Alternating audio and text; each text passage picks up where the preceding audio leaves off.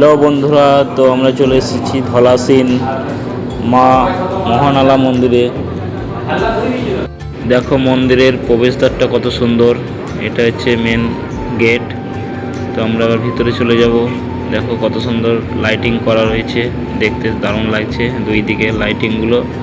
তো আমরা ভিতরে চলে যাচ্ছি এখন মন্দিরের। এটা হচ্ছে মা মহানালা কালীতলা।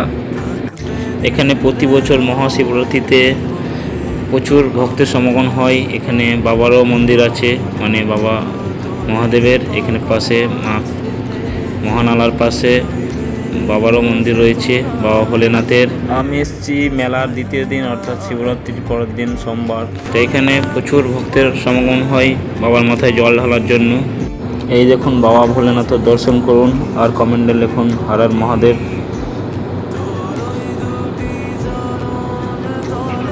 আর এদিকে আমরা চলে যাব এখন মা মহানালা কালীতলার মন্দির।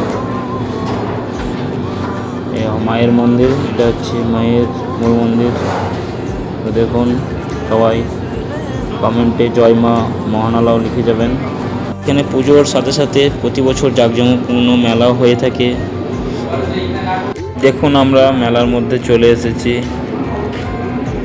দেখুন মেলাটা আপনাদেরকে একটু ঘুরিয়ে দেখাচ্ছি। চারিদিকে দেখুন কত মানুষের ভিড় রয়েছে। ভালোই জাঁকজমকপূর্ণ মেলা এখানে মহাশিবরাত্রিতে প্রতি বছর হয়ে থাকে। আশেপাশে এলাকার প্রচুর মানুষের সমাগম এখানে হয়ে থাকে। আর এখানে মঞ্চের মধ্যে কীর্তন হচ্ছে। একজন বিশেষ কীর্তনিয়া মহিলা কীর্তন করছেন। তো দেখে খুব ভালো লাগলো। এখানে অনেক মানুষ বসে বসে এখানে কীর্তন শুনছেন। দেখুন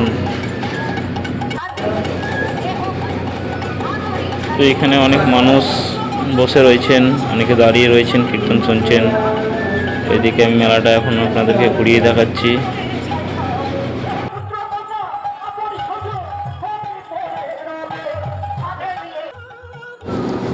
আর এদিকে কিছু দোকান বসেছে, বিভিন্ন রকম স্টেশনারি দোকান, হরেক মালের দোকান রয়েছে অনেক। তো বন্ধুরা, ধলাসিনের এই মহাশিবরাত্রিতে যে বিশেষ মেলা ও পুজো, তো কারা কারা দেখতে এসেছো বা দেখেছো কমেন্টে জানাও। আর আমার ছোট্ট ব্লগটি এখানে সমাপ্ত করছি। যারা শেষ পর্যন্ত ভিডিও দেখলেন তাদেরকে ধন্যবাদ।